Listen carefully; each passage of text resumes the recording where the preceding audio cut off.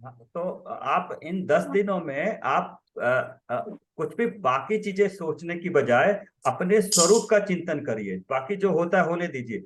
हम मंदिर रेगुलरली जा रहे हैं सवेरे शाम, इस निमित्त को लेके अपना पूरा पुरुषार्थ अपने स्वरूप को जानने में लगाइए, चिंतन करने में लगाइए। जितना आपने अभी तक सीखा है, बैठ के उसी के बाद उसको ही सोचिए कि 6 द्रव्य होते हैं, 7 तत्व होते हैं, स्वपर होता है, तत्व संबंधी भूल ये होती है, 4 अभाव होते हैं, व्यवहार निश्चय होता है। जितना आपने पढ़ा है ना, वो भाव में आप बस उसको एक बार ऐसे करिए कि रिवाइज कर दीजिए, वो भी बहुत काम करेगा। बस इतना आप 10 दिन करिए, उसके बाद सोचिए क्या फर्क पड़ता है, किस तरह से फिर कर्मों में क्या होता है।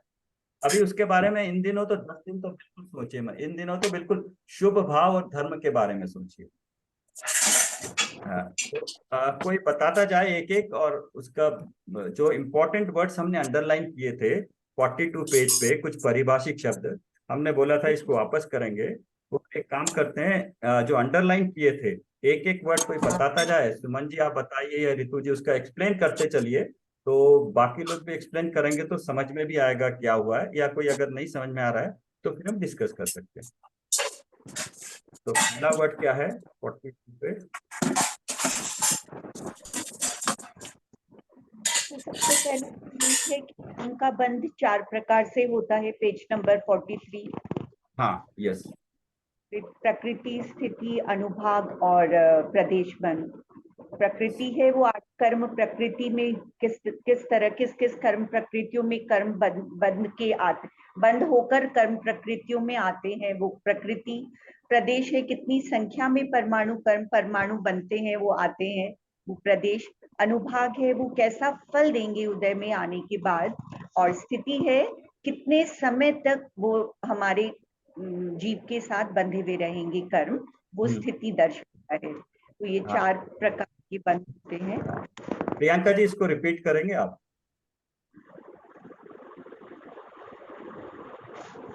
हाँ। हाँ, 4 टाइप के कर्म बंद होते हैं। प्रकृति बंध, प्रदेश बंध, स्थिति बंध और अनुभाग बंध। प्रकृति बंध वो होता है, हमने 8 प्रकार के कर्म प्रकृतियां देखी, मूल प्रकृतियां। वो प्रकृति बंध किस किस प्रकृति में डिवाइड होते हैं। तो जब भी हम कुछ भाव करते हैं तो कर्म अपने आप ही बंधते हैं, उसे कोई बांधता नहीं है कि इतना ज्ञानावरण में जाए, इतना दर्शनावन में। वो अपने आप ही 8 में डिवाइड हो जाते हैं। मतलब 7 प्रकृतियां निरंतर बनती है। एक आयु कर्म की जो है वो एक बार ही बंधती है लाइफ में। उसका एक अलग कैलकुलेशन है, वो एक ही बार बंधता है। तो ये प्रकृति बंध हुआ कि किस मतलब कोई भी भाव से कौन सी कर्म की प्रकृति बंधेगी। हाँ, इसको बोलिए, वर्ड यूज करिए, भाव, जीव के भाव के निमित्त से, ये आप मत छोड़ना। हाँ, जीव के भाव जीव के के निमित्त भाव से। के निमित्त से, राइट। ठीक है ना। हाँ, प्रकृति, और प्रदेश। जितनी संख्या में कर्म परमाणु बंधते हैं वो होता है प्रदेश बंध। मतलब वो उतने नंबर्स ऑफ परमाणु इस प्रदेश बंध। यस। अच्छा, एक चीज मेरा ये क्वेश्चन है यहाँ पे कि जो कर्म परमाणु, जैसे हम लोग ने उस दिन देखा ना, उत्कर्षण अपकर्षण, तो वो कर्म परमाणु कम ज्यादा हो जाते हैं। तो ये ऐसा है क्या कि कर्म परमाणु ज्यादा हुए तो ज्यादा बैड है और कर्म परमाणु कम हुए तो कम? क्योंकि अनुभाग पर डिपेंड करता है, राइट, कि बिल्कुल उसकी सही। हाँ, इंटेंसिटी कितनी है। एग्जैक्टली, आपने खुद ही आंसर कर दिया है। परमाणु बनते हैं, देखिए अरिहंत को भी योग होता है कि सहयोगी केवली जिनको योग होता है, योग के कारण प्रकृति और प्रदेश बनते हैं। तो मतलब प्रकृति और प्रदेश बंध सकते हैं, बट क्योंकि वो फल नहीं देते, स्थिति नहीं होती ना फल देते हैं, तो उसका कोई मायने है नहीं। प्रॉब्लम है फिर, मतलब अभी स्थिति और अनुभाग किससे बनते हैं? कषाय से। तो मेन जो जिस पे अटैक करना है, जिस पे ध्यान रखना है, वो है कषाय। उसके अनुसार स्थिति और अनुभाग बनते हैं।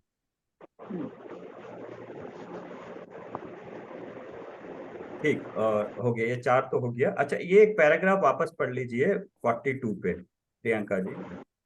42, ये लास्ट पैराग्राफ। लास्ट, हाँ, ये बहुत इंपॉर्टेंट है ये तो।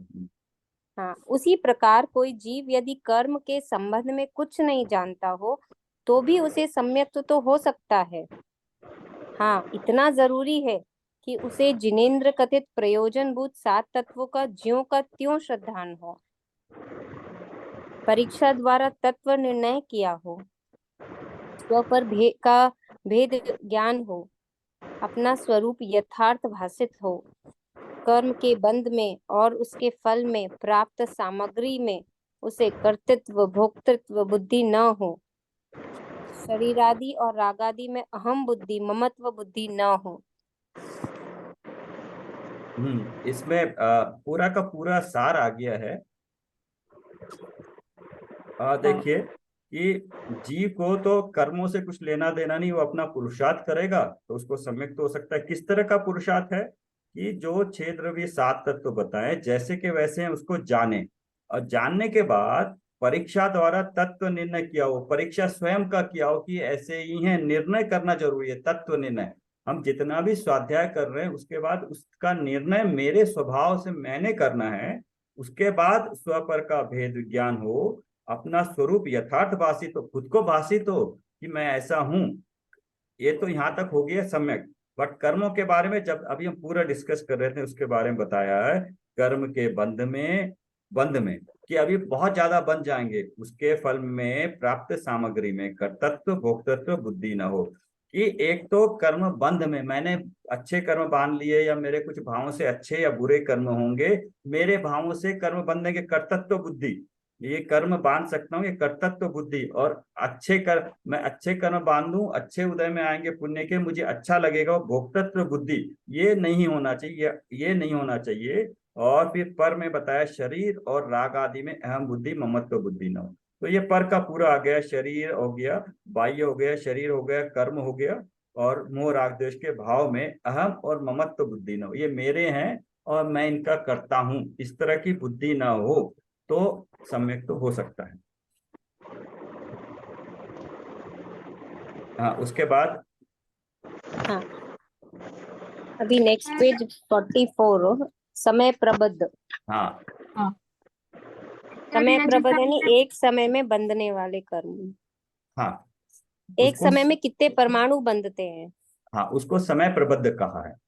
अभी उसमें कितने तरह के क्या है, हर एक कर्म के एक एक समय प्रबद्ध हो सकते हैं, और टोटल मिला के भी समय प्रबद्ध हो सकते हैं। तो ज्ञानावर्णीय के एक समय में कितने कर्म बंधे, परमाणु बंधे, हम्म उसको समय प्रबद्ध बोलेंगे। हम्म ठीक, ओके। यहाँ पर अभी किसी को अगर समझ में नहीं आया तो यहाँ पे क्लियर कर लेंगे, इससे बात आगे एटलीस्ट क्लियर हो जाएगा। रिपीट कर रहे हैं हम। हाँ, और वही स्थिति बंध ये हुआ कि कितने काल तक जो कर्म हमारे बंधे हैं वो हमारे साथ में रहेंगे, हम्म वो स्थिति बंध। और अनुभाग बंध हुआ कि जो कर्म परमाणु जो बंधे हैं वो उनकी फल देने की क्या कैपेसिटी है, यस, मतलब कितनी इंटेंसिटी से वो हमें फल देंगे, वो अनुभाग बंध। ठीक है, बढ़िया। फिर है नेक्स्ट कर्म की सत्ता। हाँ अभी जो जैसे जो कुछ कुछ सभी कर्म हर समय बंधते रहते हैं, हाँ। तो बंधते ही वो तुरंत फल नहीं देते। कुछ हम्म मतलब बंधे और वो सत्ता में पड़े रहते हैं, तो पहले भी हमने कुछ कर्म बांधे होंगे और वो अभी तक भी हो सकता है उन कर्मों का उदय नहीं आया और वो अभी तक भी पड़े हैं स्टॉक में। तो हाँ, वो हुई कर्म की सत्ता।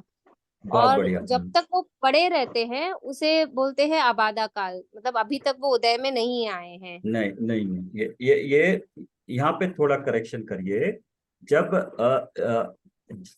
बांधे थे शुरू में, तो बांधे तो 100 साल के बांधे थे, लेकिन 100 साल के बांधे थे, लेकिन वो कुछ समय तक से 1 घंटा या 2 घंटा तक वो उदय में नहीं आ सकते हैं।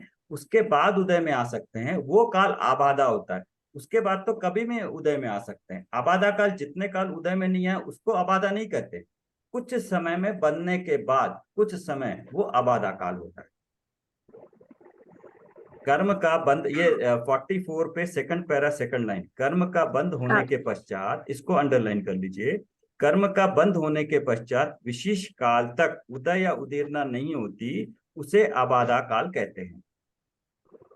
मतलब आपने जो बोला कि जैसे 100 का कर्म बांधा है कोई, लेकिन वो अभी 5 दिन तक उदय नहीं आएगा, यस। तो वो अबाधा काल हुआ, वो 5 दिन अबाधा काल है। हाँ, और बाकी के जितने परमाणु थे जो सत्ता में थे उसमें बिखर गए। पेज 46 पे आप फिगर देखेंगे तो क्लियर होगा। 46 पे पेज देखिए, ये फिगर, हाँ हाँ उसमें आबादा काल खड़ी लाइन है, कुछ समय है, हाँ। उसके बाद पूरे बिखर जाते हैं, सत्ता में हो जाते हैं, सत्ता में फैल जाते हैं। वो ऑलरेडी जो सत्ता में है उसमें परमाणु और मिल जाते हैं। तो आबादा काल उतना ही काल हुआ शुरू का।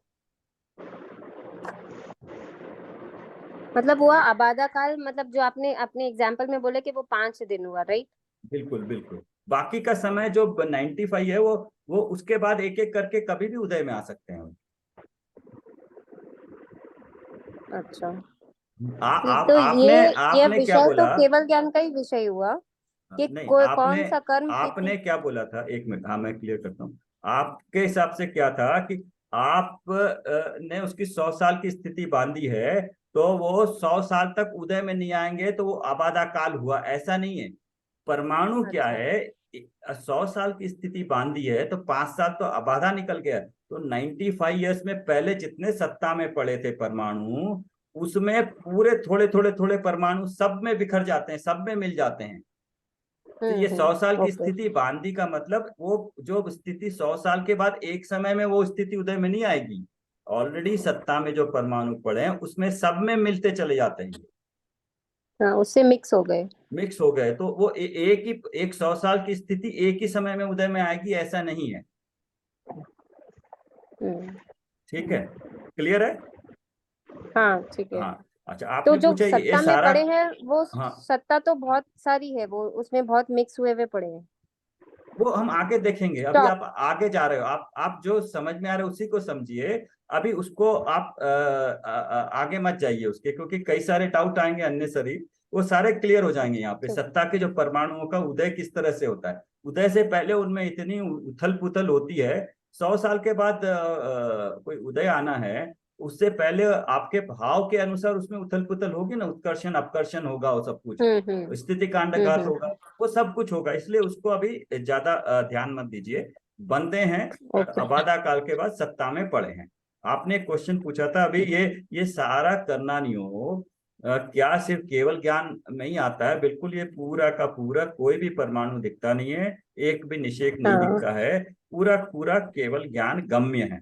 तो ये है। राइट। लेकिन इसको इसको हम अपने अनुमान से और इससे विवेक से, परीक्षा से हम इसको समझ सकते हैं, बट देख नहीं सकते हैं एग्जैक्टली वही हो रहा। उसको अनुमान से जान सकते हैं कि ऐसा हो रहा है तो ऐसा हो रहा है, बट इसमें इतना ही जानना है कि ये केवल ज्ञान गम्य है और ऐसे होता है। इसमें जरा सा भी डाउट नहीं करना कि ये पता नहीं ये होता या नहीं होता। ऐसे जैसे ही आप डाउट करोगे, आपका अनंतानुबंधी का उदय आ जाएगा। आपने जो पूरा स्वाध्याय हम्म किया है, आप उसका अनंतानुबंधी कषाय बंध जाएगी उल्टा। हम्म तो इसलिए हाँ, ये है एक चीज, ऐसे होते हैं, बट किस तरह से होते हैं या तो मुझे समझ में नहीं आया, या मैं समझ में नहीं पाया हूं, या कहीं बाद में समझ में आ जाएगा किस तरह से होते हैं। तो वो तो केवल ज्ञान गम्य है, जैसे जैसे ज्ञान बढ़ेगा समझ में आता जाएगा। और जैसे जैसे समझ में आएगा कि क्योंकि केवल ज्ञान में लिखी है, वो शास्त्रों में आई है दिव्य ध्वनि से, तो वो तो सच्ची बात ही होगी। तो वो तो केवल ज्ञान गम्य है, या तो लिखी हुई हम पढ़ रहे हैं तो ऐसा होता ही होगा करके ऐसा ध्यान देना। इसमें जरा भी शंका नहीं करना कि होता है कि नहीं हम्म होता है, पता नहीं मैंने नहीं देखा, ऐसा वाला भाव बिल्कुल लाना मत। ठीक शंका है। को शंका रूप रखना, उसको श्रद्धा रूप पे नहीं ले जाना कि पता नहीं होता है नहीं होता, मैं देखा नहीं मैंने, तो इस तरह से मत करना इसको। यहाँ बहुत ही हम्म सावधानी पूर्वक इसको लेना। शंका को रखना, शंका का जवाब ये कि हर चीज केवल ज्ञान गम्य, करना नहीं होगा का सारा।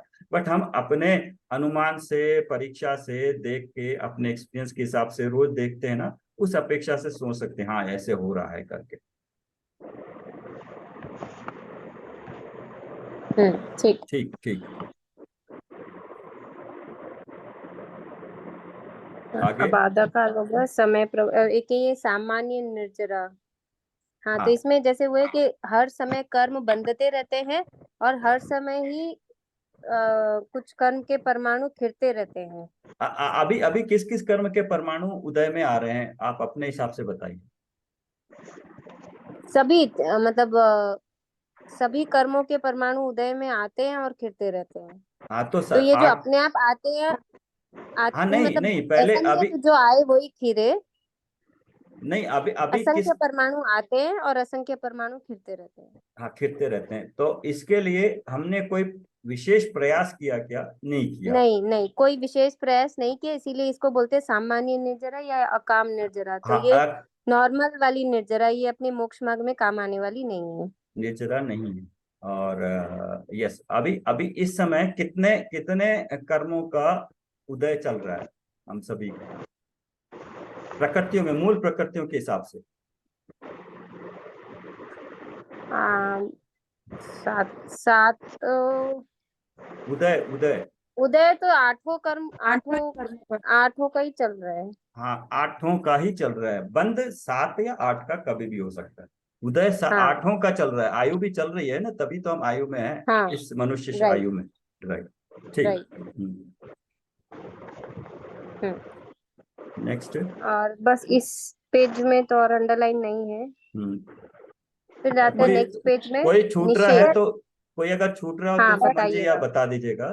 सर इसमें ये जो थर्ड पैराग्राफ है हम्म, समय प्रबंध से रिलेटेड है। हाँ। जैसे समय प्रबंध को हमने माना कि एक समय में बंधने वाले, सपोज इस समय में बंधे हैं अभी हम हम्म, जो वर्तमान में, हम्म, बाद में जैसे वो फैल जाते हैं जैसे सब जगह। तो ये जो लिखा है कि मतलब अनंतानंत कर्म तो पड़े रहते हैं यस और एक समय प्रबद्ध बनता है, तो फिर यस। उनमें से मतलब प्रति समय पर एक समय एक पूरा समय प्रबद्ध खिलता है। तो सर क्या वो समय प्रबद्ध और निषेध कोई रिलेटेड है क्या?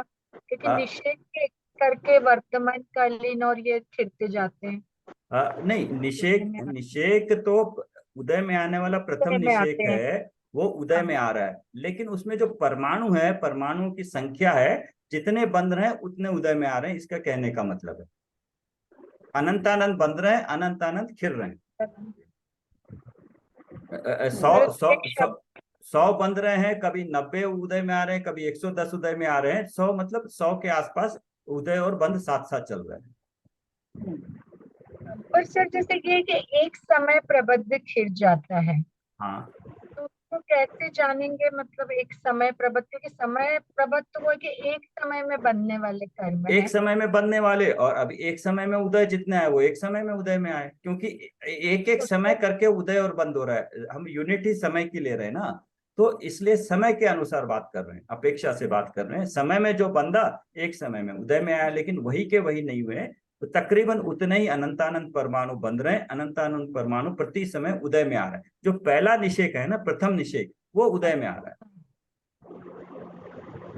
हाँ वो सर और नेक्स्ट पैराग्राफ में आए दो शब्द और आए हैं, उदय काल और निषेध, इसको अंडरलाइन किया था हमने।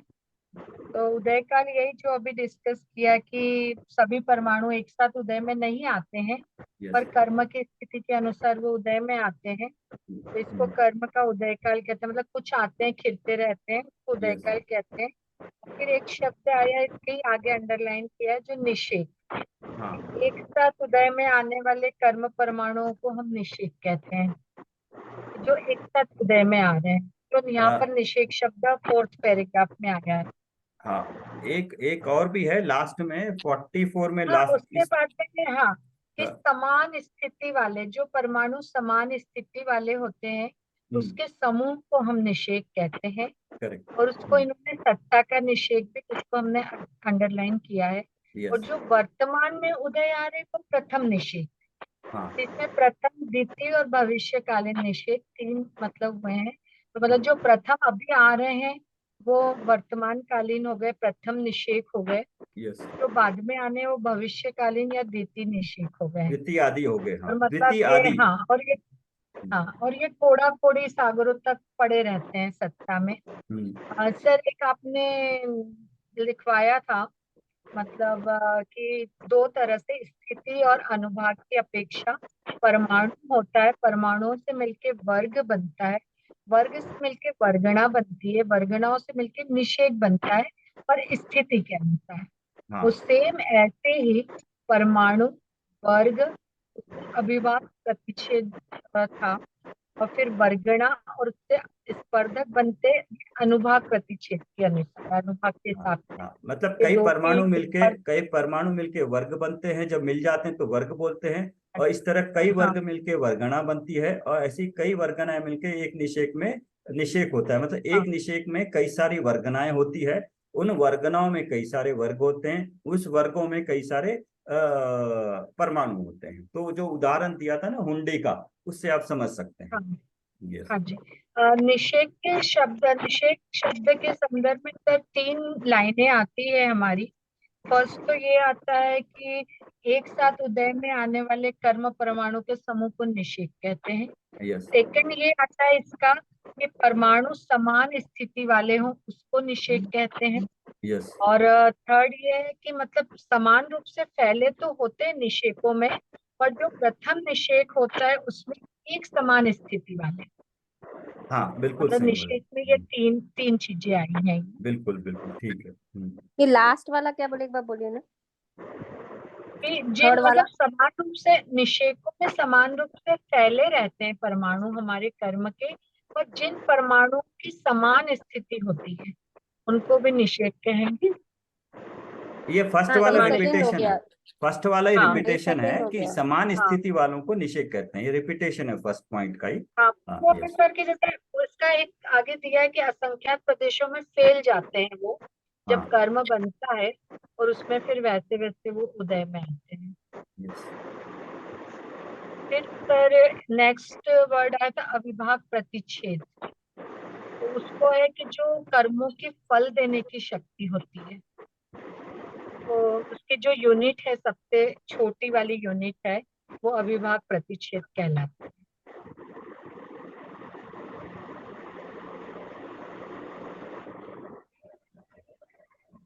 और इनके जो वर्गों का समूह होता है उसको वर्गणा हमने पहले देख ही लिया है कि यस। वर्गणा क्या है। इसमें भी 2 शब्द आए थे, जगन्य आया था।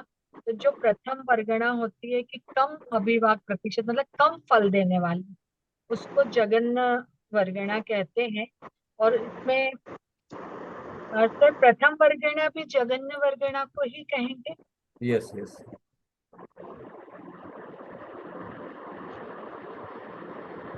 हाँ इसमें वो सर लिखा आप है। कुछ और ऐड करना चाहें हाँ 45 नहीं, पेज।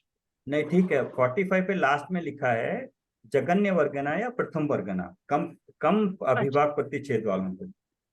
हाँ जी।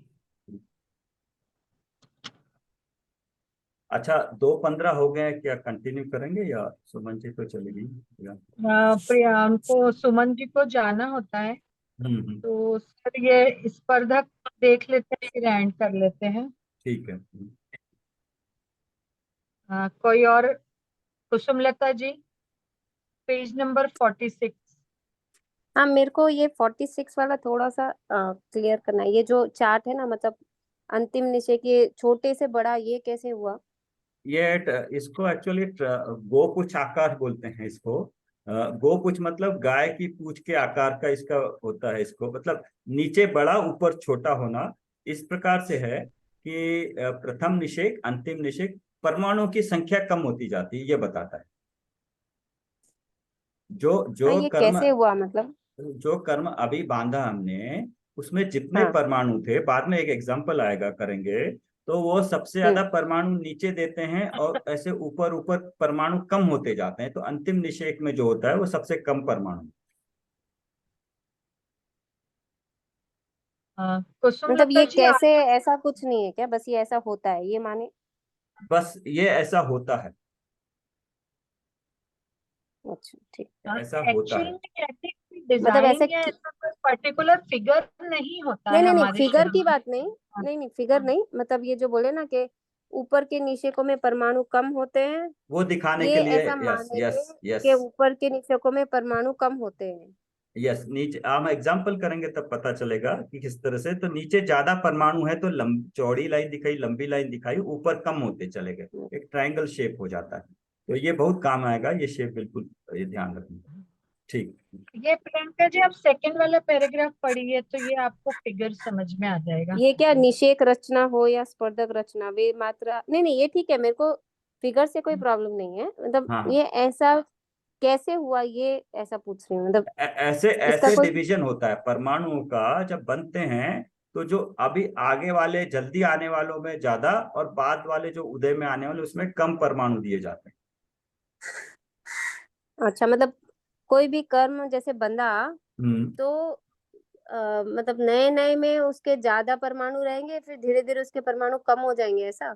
हाँ बिल्कुल, अभी परमाणुओं की बात हो रही है, सिर्फ हम स्थिति की बात नहीं कर रहे हैं, स्थिति के हाँ अनुरूप परमाणु बता रहे हैं, लेकिन अनुभाग की बात नहीं हुई अभी। हाँ, अनुभाग की बात नहीं, सिर्फ हाँ परमाणुओं की। सिर्फ परमाणु की बात हो रही है, यस। राइट। अभी स्पर्धक में बता रहे, एक स्पर्धक में जगन्य वर्गना या द्वितीय तृतीय आदि उत्कृष्ट वर्गना भी हो सकती है, ये एक स्पर्धक की अपेक्षा है। तो एक एक स्पर्धक में जगन्य उत्कृष्ट हो सकते हैं।